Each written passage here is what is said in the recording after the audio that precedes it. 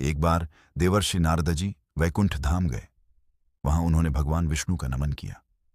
नारद ने श्रीहरि से कहा, प्रभु, पृथ्वी पर अब आपका प्रभाव कम हो रहा है। धर्म पर चलने वालों को कोई अच्छा फल नहीं मिल रहा। जो पाप कर रहे हैं उनका भला हो रहा है।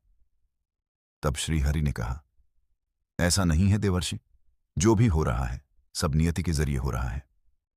नारद बोले, मैं तो देख कर आ रहा हूं, पापियों को अच्छा फल मिल रहा है और भला करने वाले, धर्म के रास्ते पर चलने वाले लोगों को बुरा फल मिल रहा है।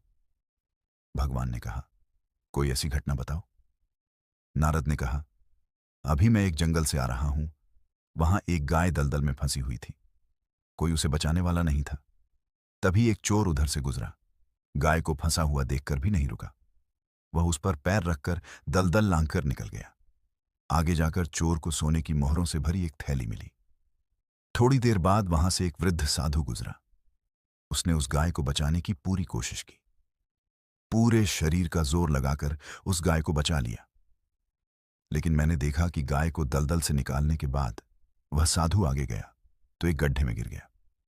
प्रभु, बताइए, ये कौन सा न्याय है? नारद जी की बात सुन लेने के बाद प्रभु बोले, ये सही ही हुआ।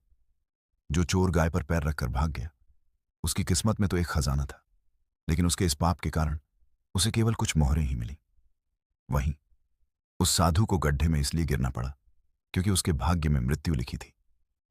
लेकिन गाय को बचाने के कारण उसके पुण्य बढ़ गए और उसकी मृत्यु एक छोटी सी चोट में बदल गई। ईश्वर ने कहा, इंसान के कर्म से उसका भाग्य तय होता है।